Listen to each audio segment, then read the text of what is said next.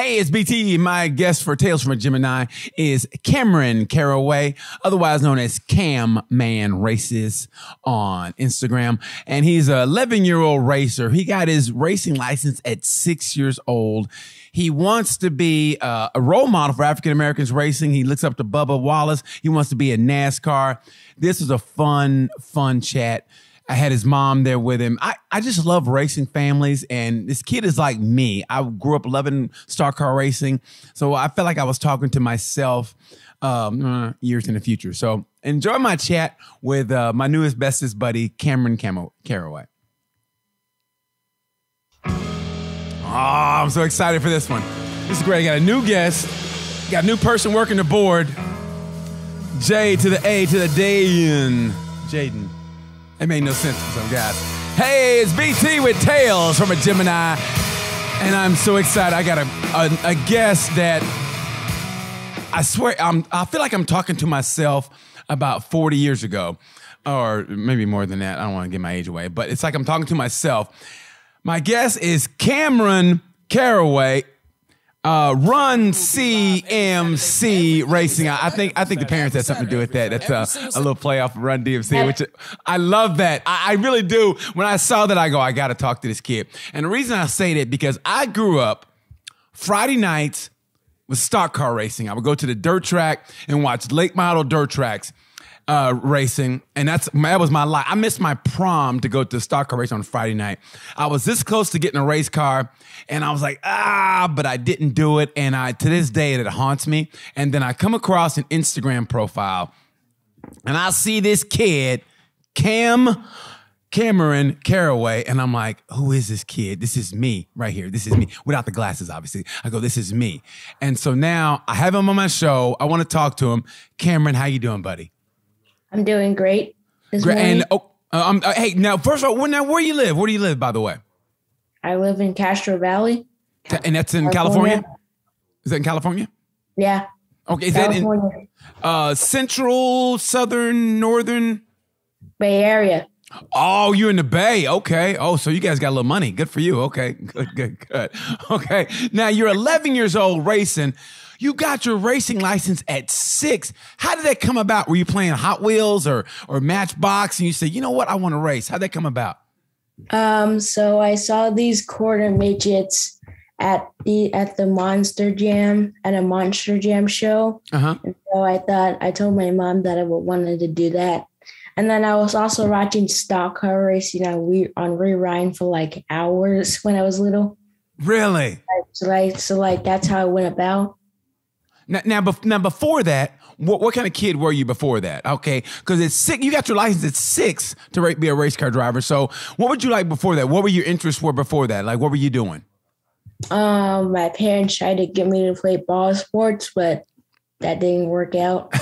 I would always be like watching race cars, like the Cars movie. Yeah, and I would watch the Cars movie on repeat, and then I would be playing with these race cars in my room all the time. Yeah. And once I went to that Monster Jam show and I saw the quarter midgets there, I told my mom that I wanted to do that. And then she found the track in Livermore, and then that's how the whole thing got started. Man, that is awesome. Hey, but what ball sports did they want you to play? Was it football or basketball? Which one? They tried all of them. What was your least favorite of all? What was your least favorite? The one where you're like, I hate this, Mom. Which one was it? Baseball. And why? It just didn't feel like me. Like it just felt too complicated. Like it just felt weird having to just hit a bat and then just run. That just felt. And what position did they have you playing? They either had me playing as a batter or the outfielder, I think. Was it left field, right field, center field?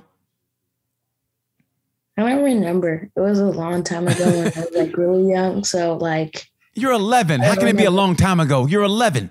I mean, how long time ago can it be? I mean, let's be honest. I think it was when I was like 5 years old. Wow. Somewhere around that. Okay. Now, I know Mom is there right now. Mom, can you get Mom in the screen there? Can you get Mom in the screen there? Hey, Mom, how are you? How you doing? I'm good, thanks. How are you? Good. Okay, so listen, you try to get him into sports, which is understandable. You always want your kid to be active and doing something. So he didn't like the ball sports. So now were you worried he wasn't going to get into sports at all? Or were you worried about him finding his passion? No, he was going to find something. So we were just trying everything. We did basketball, football, baseball, soccer. Yeah. None of it stuck. Okay. But he had always loved cars. Uh-huh. You know, the Disney movie Cars came out. He would always watch that movie over and over. Hot Wheels, all the time. Hot Wheels, monster trucks. Those were his go-to. And we would have never imagined that a kid that young could drive. That we had no idea whatsoever. Yeah. My husband and I, we grew up on the ball sports. Yes. Of course. And then, so when we found this, it just stuck. He stuck to it. Now, how'd you go about getting him into it? He said it was a quarter midget you got into it first? Mm-hmm. Yeah. Now, when you said, I want to drive it, did you think he was just saying it and you could go like talk him out of it? Like, yeah, okay. Yeah, sure, buddy. And then like, you just kind of like go on and hope he picks something else. You go, okay. So how did that come about? Like, did he get in a go-kart first and then see if he liked it, or how'd it go? Well, he did the quarter midgets when we saw the exhibition race. Uh-huh. They were handing out flyers at the end saying, come join us. You can come and drive the car. Uh-huh. You can do like 3 lessons, some private lessons. So we did the private lessons with him and kept going. And he loved it. How did it feel, Cam, when you first got in that car, Cam, and you were strapped in, they put the seatbelt on you and you put the helmet on and it got real when you put the gloves on, they started the engine. How did you feel? How did you know this is what I want to do? Because I got really excited. And then I just wanted to go out the track so bad when they were trying to strap me in the car. Yeah. And how did you know you had a little bit of something in you that was special? I mean, how did you know this was it for you? Because it just felt like me. I always been playing with cars, watching Monster Jam. I like motors, so I would want to race a motorized car. So I knew this was it for me because I get to drive a car on a racetrack. Nah, okay. So what was your first race? My first race was at that same track where I got those private lessons at. And we did pretty good. What place did you get on your first race? What place did you get? I think there was 6 cars and I finished 6. Were you discouraged at all? Were you like, okay, I can do this? No, I just thought, okay, I can still do this. Did you get bumped around a little bit, or did you feel like you knew what you were doing, or you're like, I have no idea what I'm doing, but I'm enjoying it? I did get bumped around a bit, and I did have a flip and in a race. And so we were flipping and I was just crying. And since the car was broke, I couldn't race. Well, I sort of wanted to get out. What made you what made you stay around? What made you stay around? What made you stick around? It was that I still wanted to race again. Because like I still wanted to do this. Like I don't want to quit because I flipped. I don't want to quit because I flipped. So I just thought we're doing the next race. Mom, how did you feel watching your son race and have that wreck? I mean, spin out. How does that make you feel? Do you get nervous? Oh, yeah. I was really nervous. After a while, you get used to it. But what happens is they go the next class up and it starts all over. The nervousness. Once you get used to it, it's like, okay, but then they go to a faster class and then they go to a faster class and it never goes away. that parental, like wanting to protect your son, and you're out there that first where you must have been a bundle of nerves. Oh yeah. Yeah. His first race out flips the car. Oh, and what did you do? What was your instinct to jump over the wall and go protect your son, or really? Yeah, of course you can't go through the gate, but so I'm there. My husband's on the track with them, so I'm always looking like, give me a sign, everything's okay. And So he'll give me the thumbs up. Cam now knows to give me the thumbs up when, all the smoke clears. I don't think it was the first race out. Your first one you did flip? No. Okay. Now, where does this competitiveness come from? Does it come from your husband? Does it come from you, or does it come from both of you? I mean, were you an athlete in college or high school or anything? My husband was an athlete, but I am competitive. I have to admit. Really? So he gets it from both of us. Did you do any sports coming up? I didn't. No. Now, what sport did your husband do? He did track and football and basketball. He did it all. Okay. And that's where he gets his competitive edge from both of you? Mm-hmm. Yeah.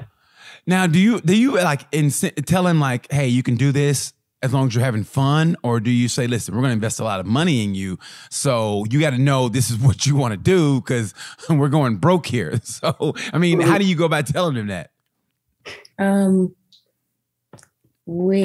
My mom told me, do you want to do this? We're doing this for fun. And I said, no, we're doing this for wins. Oh, I like that. So when that first win come, when was it? It was on a Sunday in like the summer, I think. And let's just say at the end of the race, me and another car got into it and we both spun out. Yeah. But they caught it on the other car because it was the other car's fault. So I led the race and I eventually ended up winning. And I had a large crowd. Of family there. So, they were going to be loud.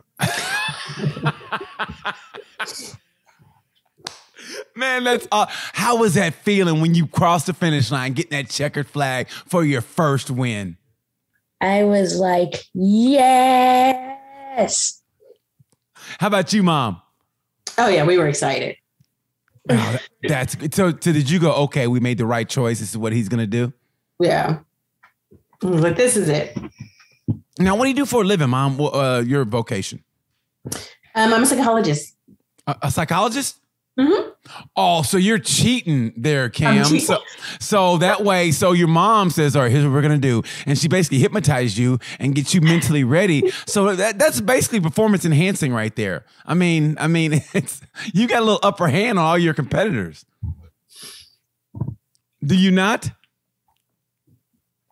Do you think you have an upper hand? No. I'm just mom to him. That's it.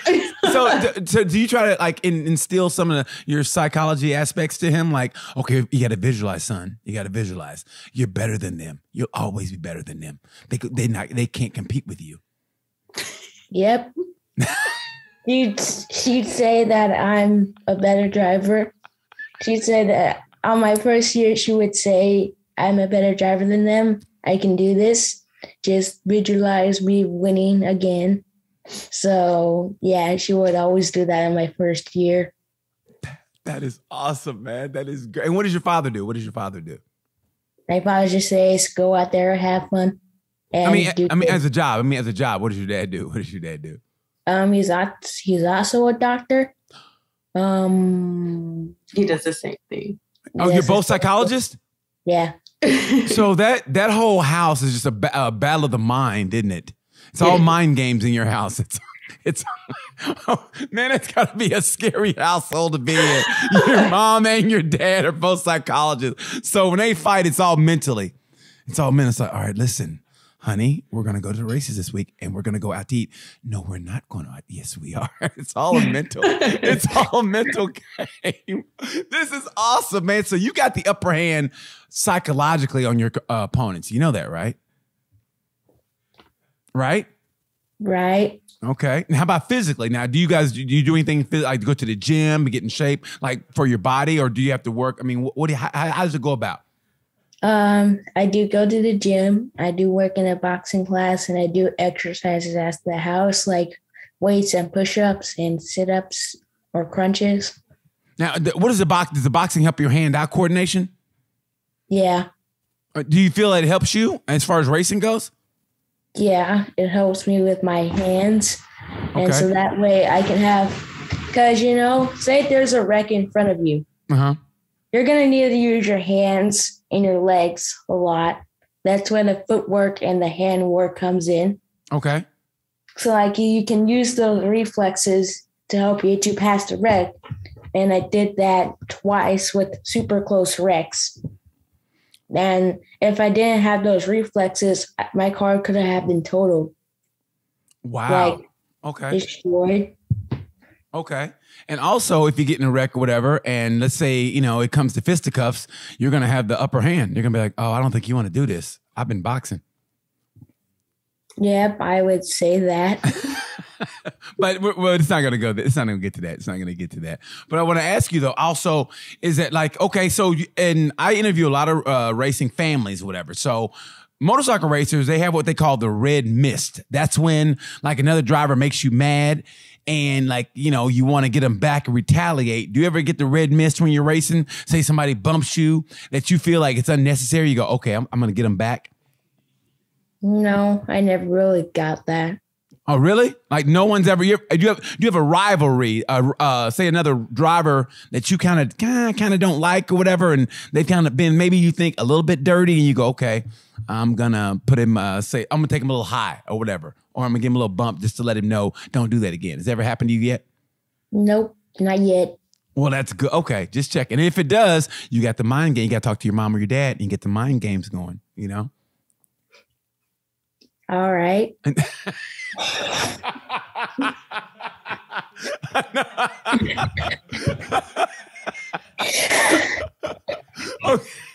I love it. Okay, listen. Okay, so growing up in the beginning, when you first start racing, who were your role models? Who did you look up to? Since you decided, okay, I'm going to start racing, who did you look up to and go, okay, I kind of want to model my either driving pattern like this person, or that's who I look to as inspiration? Because I think we all have inspirations when we race. Bubba Wallace. That's your favorite? Yes. Why? Why? And why is that? Because he's African American, and the way of how he made it to NASCAR, it makes me want to look up to him, and hopefully that I could do the same thing as him.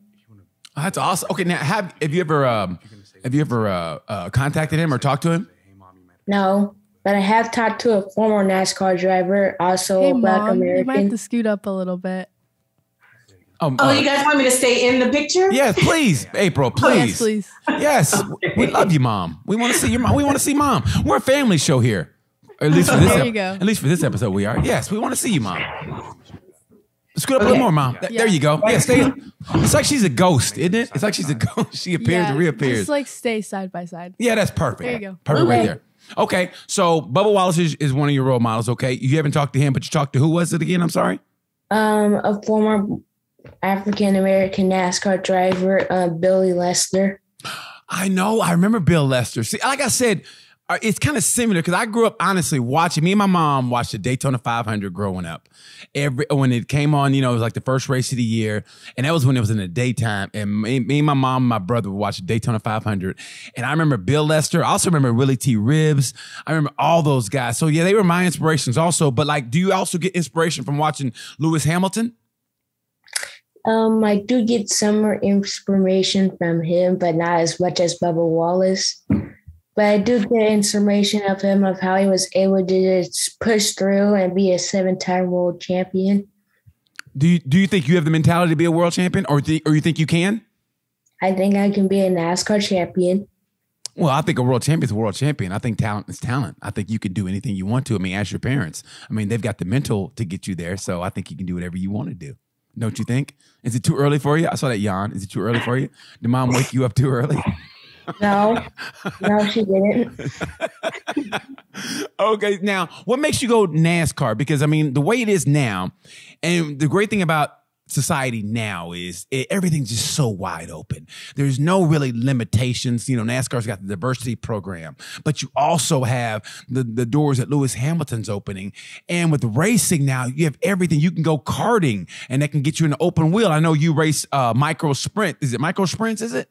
Yeah, micro sprints. Okay, so now you went so you went to quarter midgets. Now, what was it? I know your rookie year right now is in late models, right? Yeah. Now, how'd that come about? And is that on asphalt or dirt? Asphalt.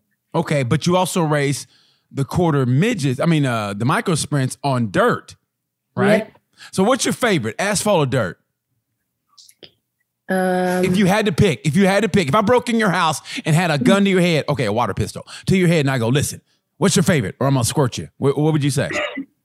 Asphalt. And why? Because asphalt is the way that I want to go because I want to be a NASCAR driver. Okay. But the reason why this question has been so hard is because NASCAR did a dirt race. And so that means you're going to need that dirt experience as well. So that's why this pick was even harder when they added that dirt race to the schedule. Look at that. But I would pick asphalt because that's the way I want to go. I want to race asphalt because it seems like a fun way to go, and you get to race side by side in hard racing. So it's pretty fun to do. Well, you don't think dirt racing's fun, getting dirty? I mean, when you're a kid, you always want to get dirty. You race dirt, you can get dirty, you can do a little spin out, you can come in, we got dirt on you, look like you really worked. When you're on asphalt, you're always coming in clean. It's like you go racing in a tuxedo. But when you race dirt, you want to be dirty and sweaty, don't you? Asphalt is the same thing. I mean, it's a bit less dirty because, dirt is dirt. You're going to get dirty in dirt. But, like, if you hit the wall, there's going to be a bit of, like, okay, so, like, say you fall on asphalt.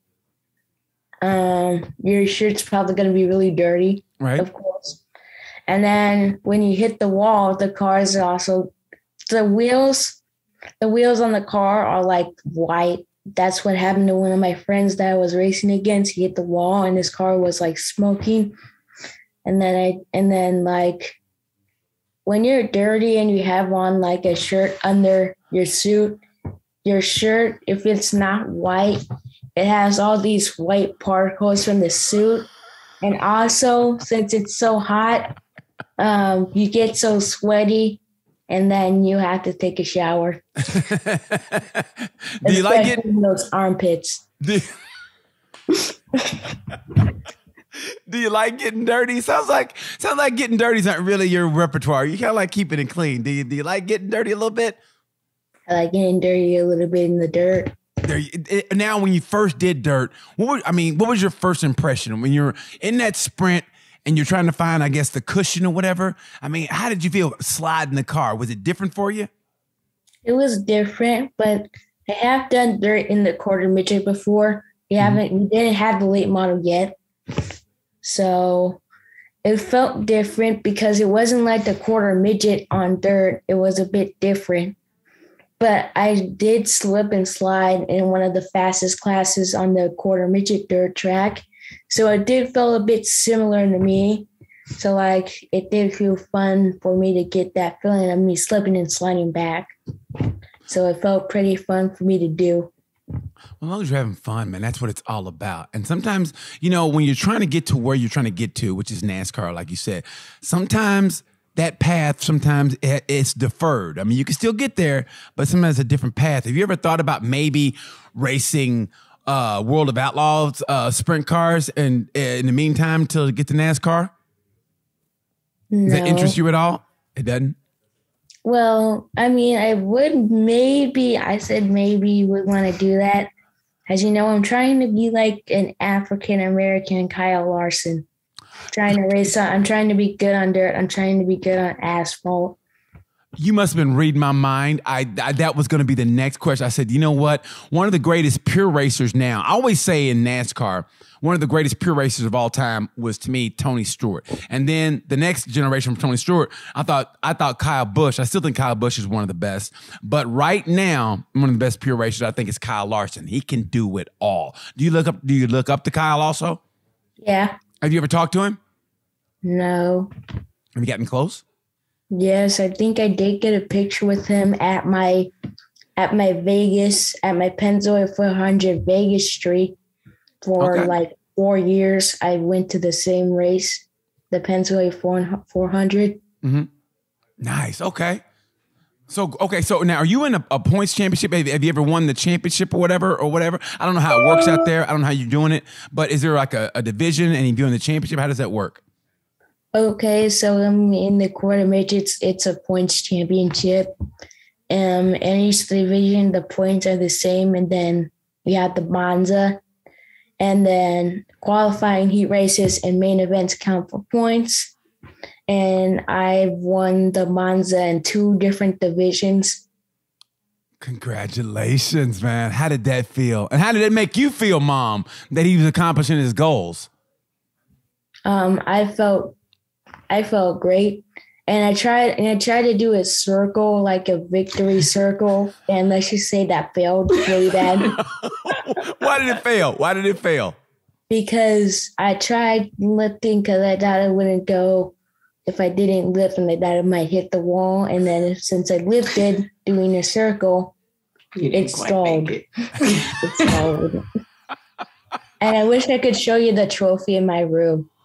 It's okay, man. I think winning a championship, that's got to be the greatest feeling in the world. But as a parent, how does it make you feel, Mom? I mean, you got to have a sense of accomplishment already because, I mean, basically kids are a liability until they're at least, I don't know, 23, 24. I mean, let's be honest here. You love them, but they cost a lot of money. So to see him achieving his goals, and it seems like he's having fun. Is that the main thing for you, to make sure he's having fun? Oh, yeah. Definitely that he's having fun and that he's growing and progressing, right? Like that he's really getting something from it. Yeah, and also, if you win the Monza, you're one of the best in the state. And that's saying a lot in California. I mean, it really is, because California is a great state for racing. I think it's underrated. Because the Monza, it's 6. Okay, so here's how it works: 6 legs, aka races, at 6 different tracks. All over California. All over California. Okay. So that's why it's a state championship, because, you know, you get big trophies and you're going all over the place in California. So it would be nice to have a championship when you won at 6 different tracks all over the state. So it makes it nice for me to win some races. Mm-hmm. And then here's how the regular schedule works for a race. So you have practice on Friday, practice, qualifying, and heats on. Practice is on Friday. Yeah. Saturday, then practice, qualifying, and heat races, and then maybe lower mains, and then Sunday's A mains, the features. Well, I knew that, but I was going to let you say it. I mean, I know a little bit about racing. I mean, you don't know everything. I mean, seriously, I know you kids think you do, but I know a little bit about racing. I know how that works. But I'll just let you talk. It's okay. I mean, it's whatever. I mean, don't think I'm stupid. I know how it works. I mean, you do a little qualifying, whatever. I mean, which is your favorite? I know it's sometimes, and the reason I asked this, because I thought all racers, that the race was what they really liked the most, but some racers have said they like qualifying the most, because, I mean, you get to go all out and, get the best position. So what do you like better, the qualifying or even the practices or the actual race? What's your favorite? I like the races a bit more, but qualifying is my second favorite, because that's where you get because qualifying kind of sets up how your race goes. It tells you where you are if you go all out on the racetrack. So that way you can miss adjustments. So that way you can be even better in the race. When it came to jumping up, I know, like I said, quarter midgets to the sprints, and now, with the late model, was it hard getting adjusted to the speed? When did you go, oh, this is different right here? Or was it was a learning curve really steep, and did you go, I don't know if I could do this? Or did you go, oh, I can handle this?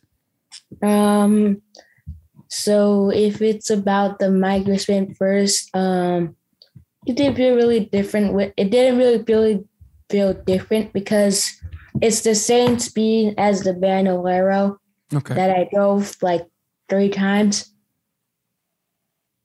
At 2 different tracks. Mm-hmm. And Bandoleros and micro sprints go 60 miles an hour, while micro sprints and restricted when you put that restrictor plate in.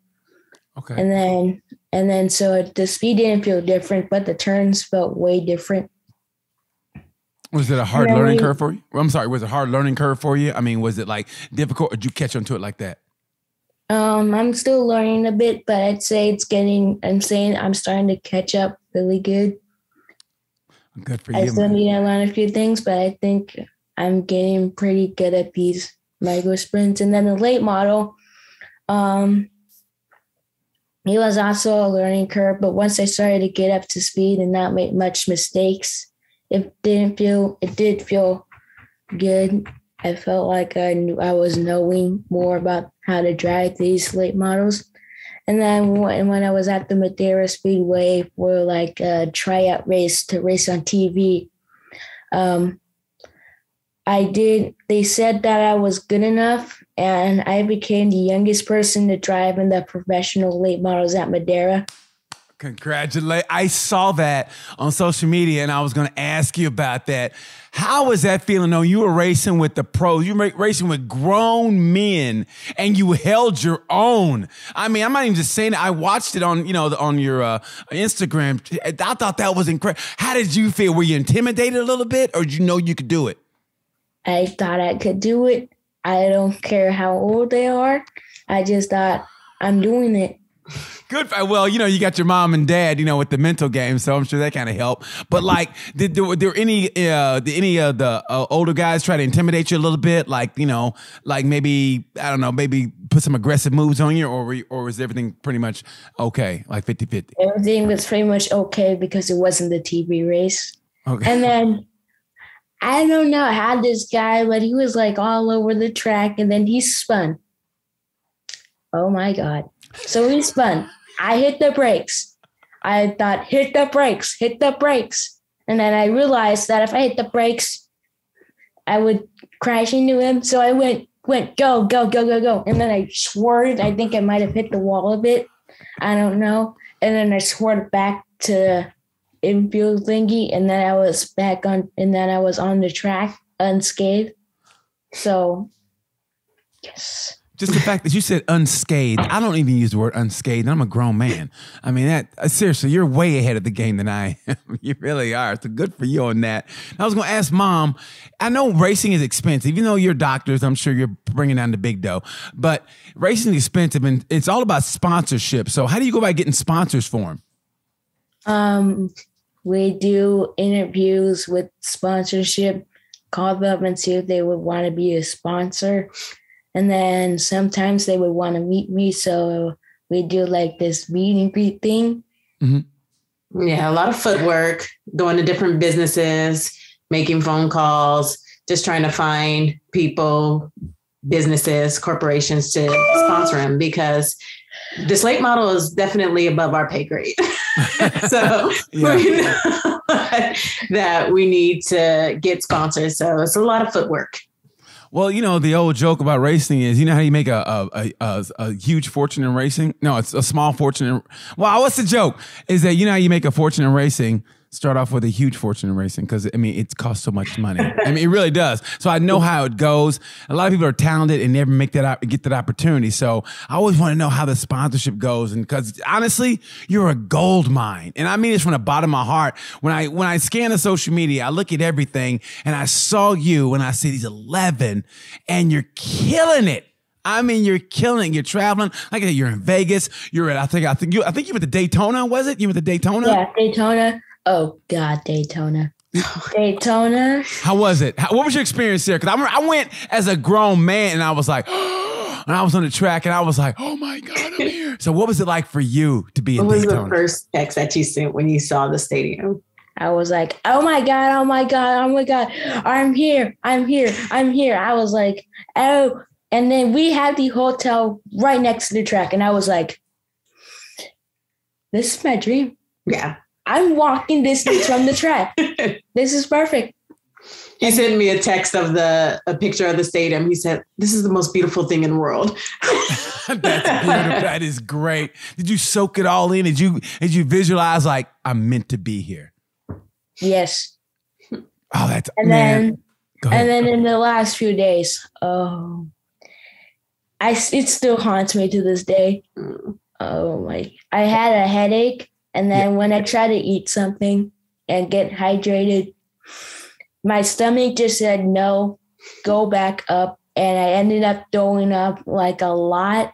and I spun out by myself 2 times in the lower feature in one of the divisions because, like, you know, you can't drive right when you're sick.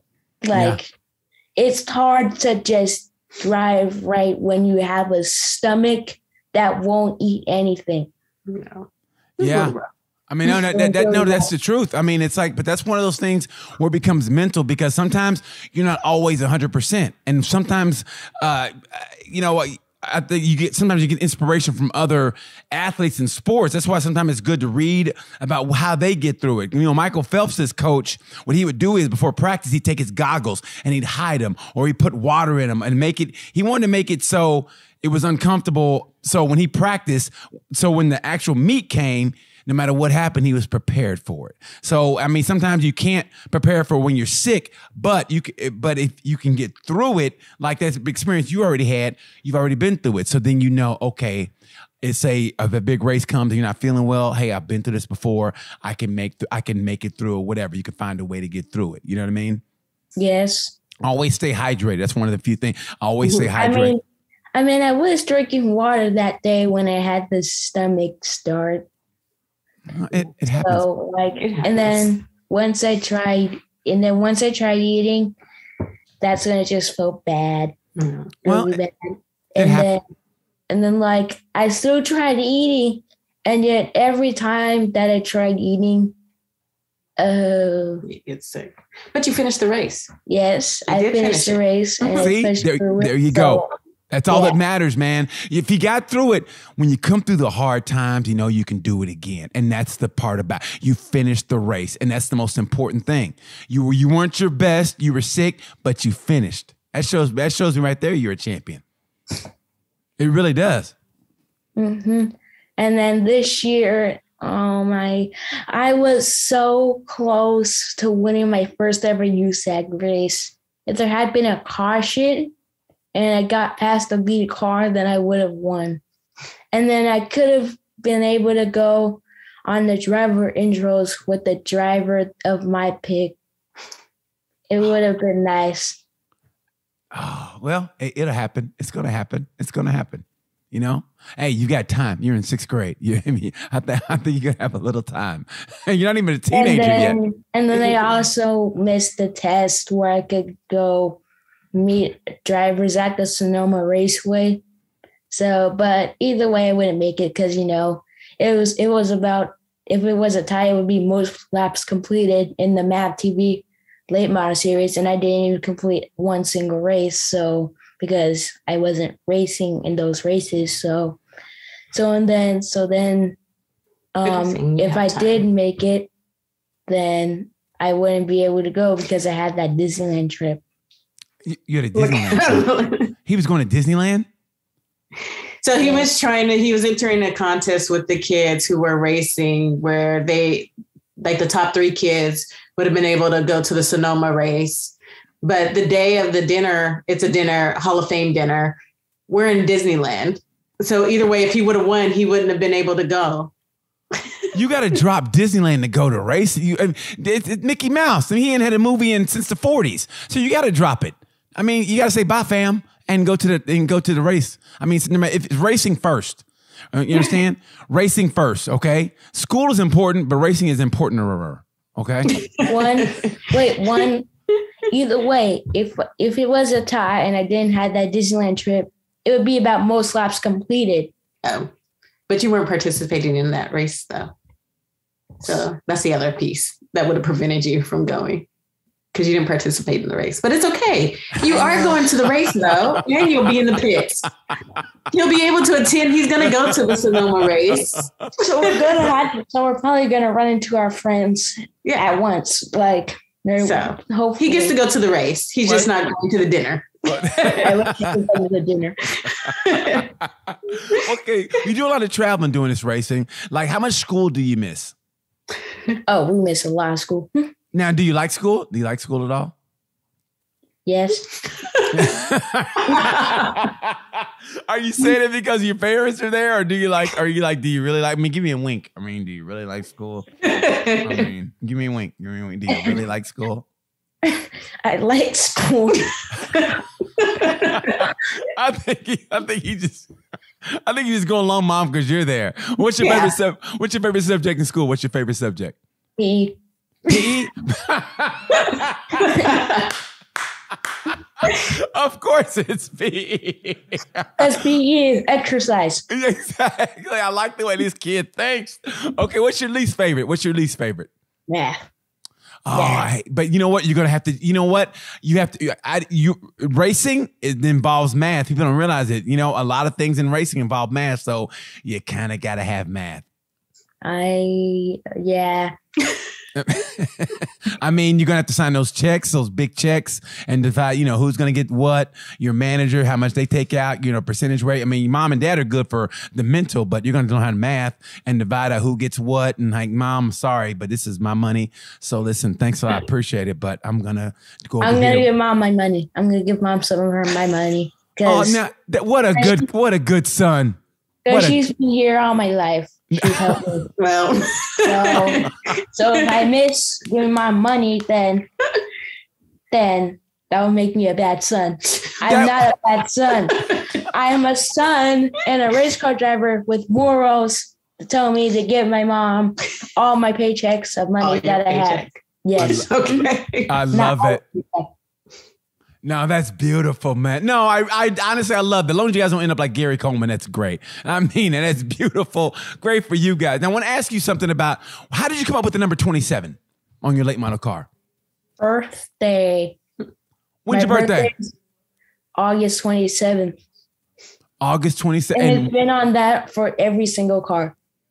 Okay. Every single car we had, 27. Now, was that your doing or was it your parents? It was, my dad told me to choose a number for racing, and I chose 27 because it's my birthday date. And 27 is kind of also my favorite number. And what year were you born? This is going to hurt my heart, but what year were you born? What year? 2010. Oh, man, I seriously, I hate him now. 2010. Oh my gosh. Oh my goodness. 2010. Wow. Well, good for you, man. I'm happy for you. Okay. So like, what's your dream track? The track you really want to race on? Daytona. The 5, is that the race you want to win also? Yes, sir. And how do you have goals mapped out like year by year by year, how you want to do it? Like the step by, do you guys have a master plan? Are you thinking of a master plan? Well, one, if I make it to the Daytona 500, I do not want to do a Harrison Burton. I do not want to flip on my first Daytona 500. No. Well, don't say that. I don't want to wreck. No, don't say. I don't want to wreck.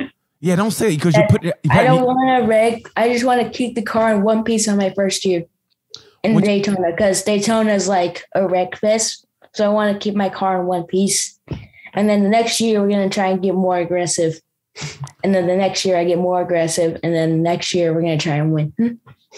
I love the way you think. I mean it. Daytona and Talladega are my favorite races. When I make sure I watch racing, I watch NASCAR, that is. Daytona and Talladega are my favorite races. Man, you win in those two, the super tracks, the restrictor plate races. My gosh. I mean, Mom, you got to be freaking out if you see on the super track like Daytona or Talladega. I bet you got to be fingers crossed with your eyes closed. Man. It will be nerve-wracking. Do you like his progression and where he's going? Yeah. I feel like I should bring her in person. Then she'll be really nervous. I know. I have to see it in person. How come you don't go in person? To his races? Yeah. I've been. He's talking about going to see Daytona. I haven't been to Daytona. Why not? You got to go. I mean, you're family. I mean, you're going to get his checks eventually, so you got to go. I will get there. Wow, man, that's great to hear. Okay, so listen, I know you're 11 and you're focused, whatever, but what do you like to do off the track? Like when you're not racing or thinking about racing or not thinking about PE, what do you like to do? I like to play on the sim or just, Roblox, right? The game that a lot of kids play.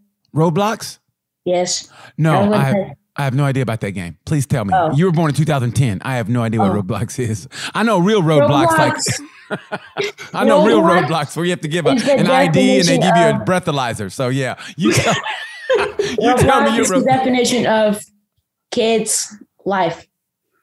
Like a lot of students at my school like Roblox. Like a lot of sixth graders play Roblox at my school and elementary. Okay.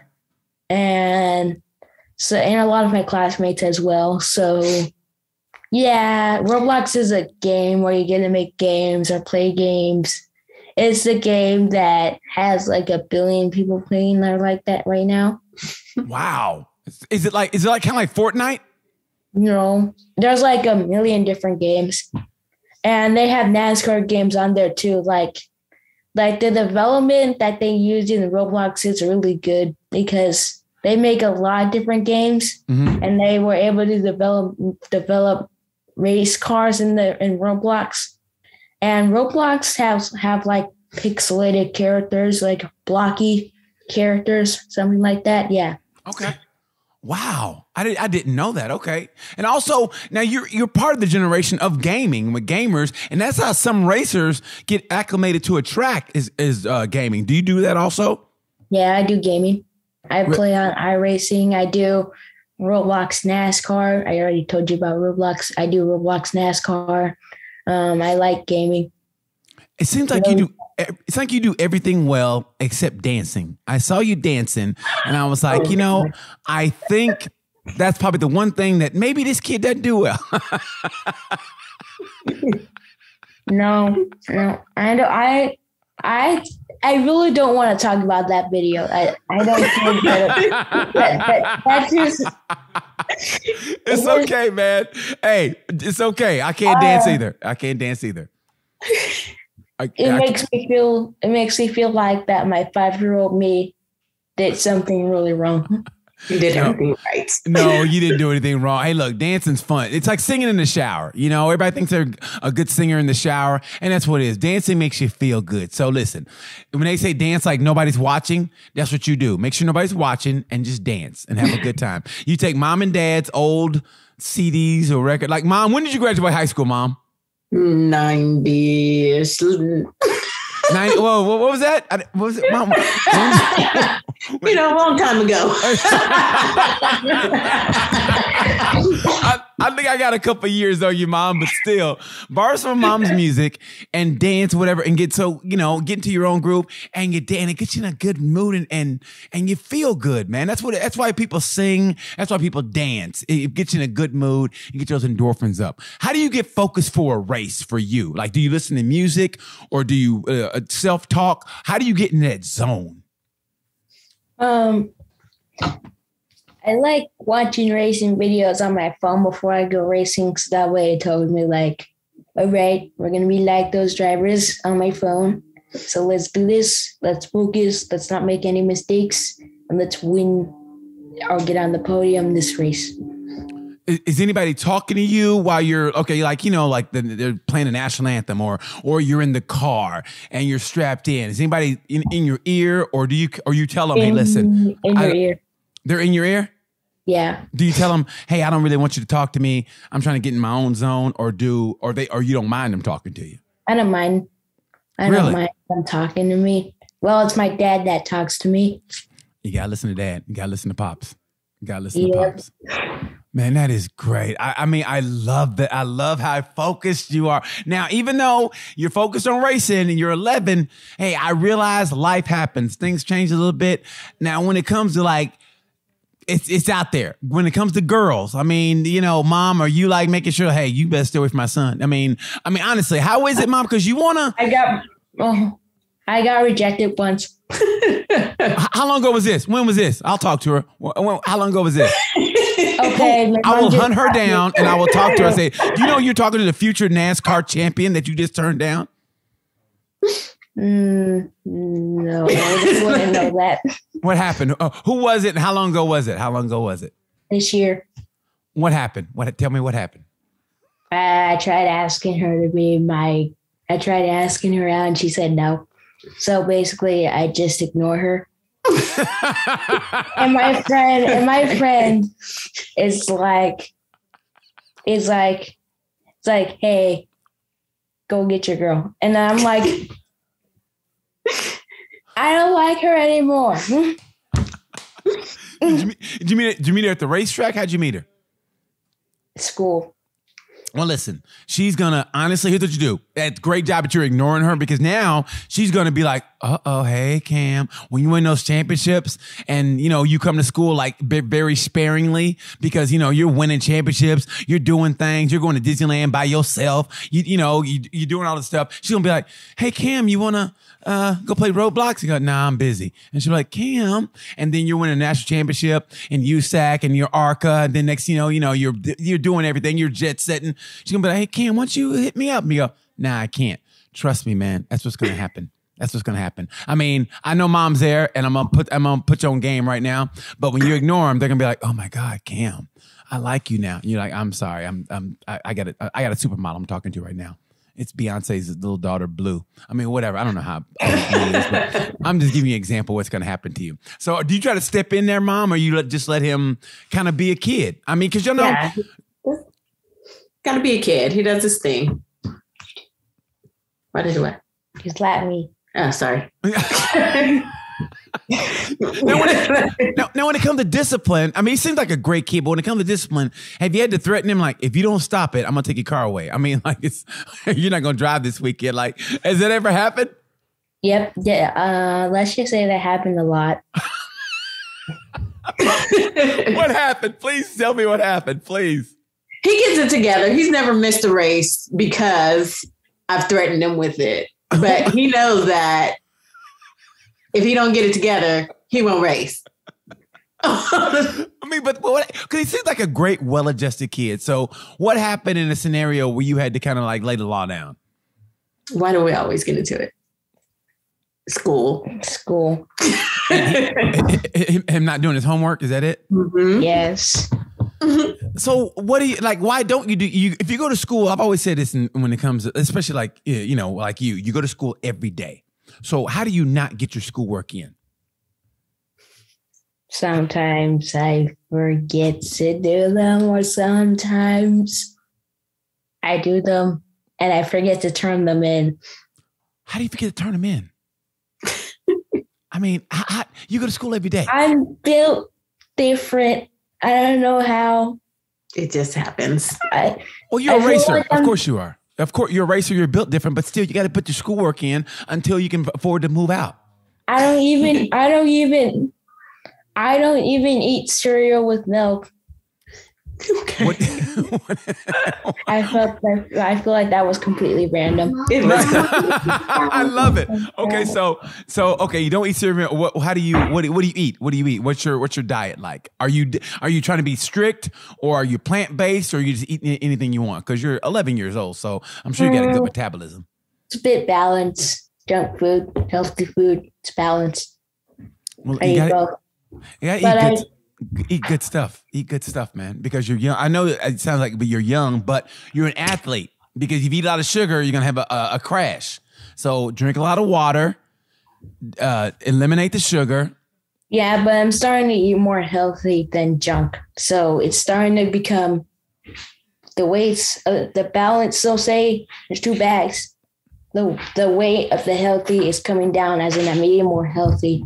Okay. So yeah. Can you tell the difference? Can you tell the difference in your body?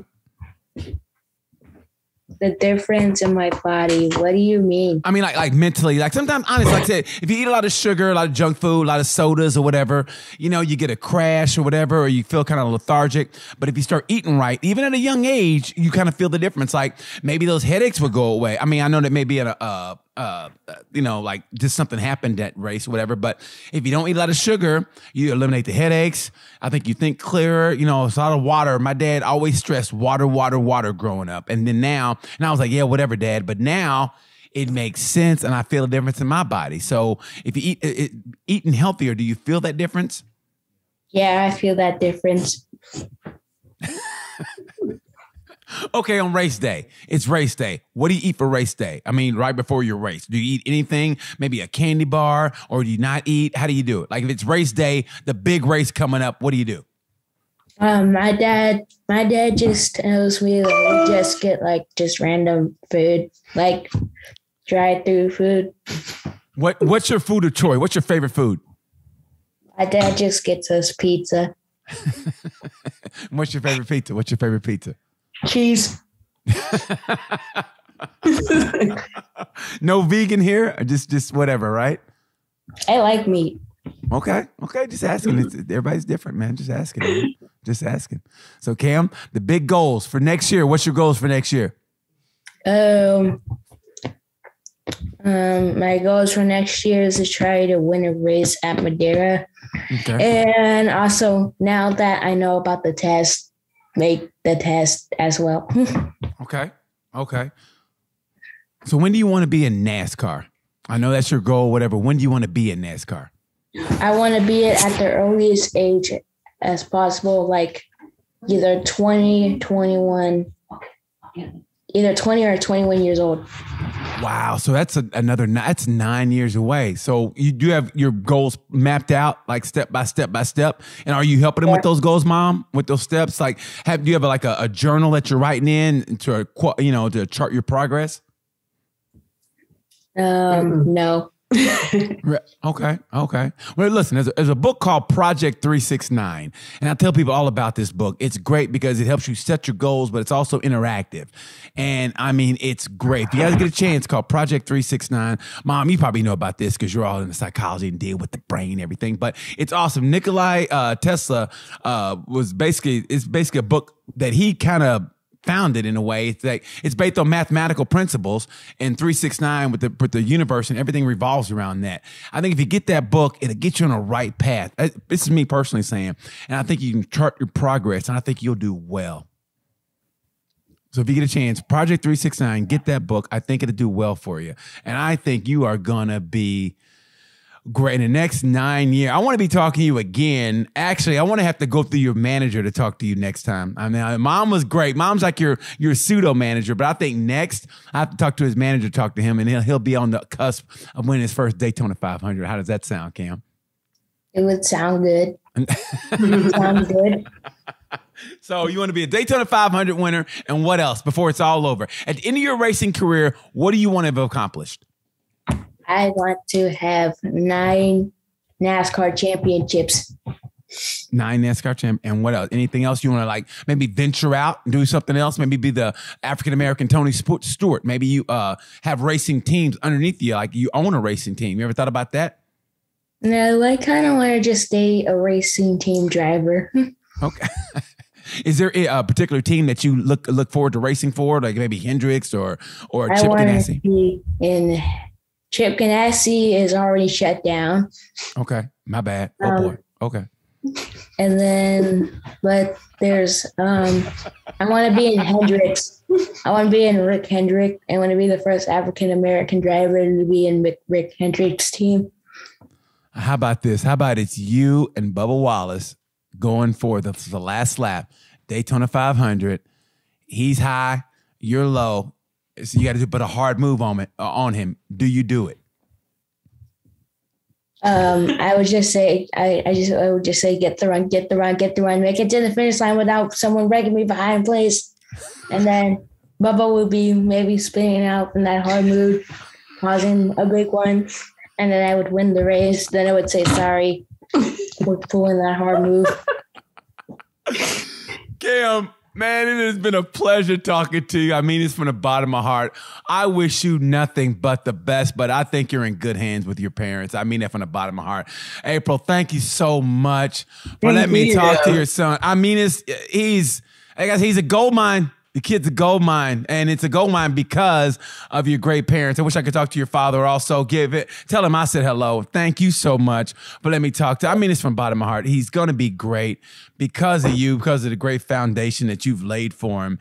And Cam, man, you're this close, man. Stay focused. That girl that turned you down, trust me, she's going to regret this. And in the next year or two, she's going to regret it. Trust me when I say this. She's going to regret that. And so take some, learn how to dance, get some dance moves maybe, and then she'll really regret it, okay? All right. Cam, it's been great talking to you. If you guys follow him, it's at Cam Races, C-A-M-M. No, wait, no, what is that? No, what is it? No, Cam Man. Cam Man Races. Cam Man Races. And is there any products you guys have? Any t-shirts you guys sell or anything? And we have our Run CMC shirts, his Cam Man shirts. They'll all be online too. Online? Is there a website? No. Okay. There's no website. We just still do the social media pages, the Instagram and Facebook. Okay. Well, follow him on Instagram at Cam Man Races. Like I said, this kid's going to be great. He's going to be a Daytona 500 winner. I can't wait to watch your progress. I mean it from the bottom of my heart. It has been a pleasure talking to you guys.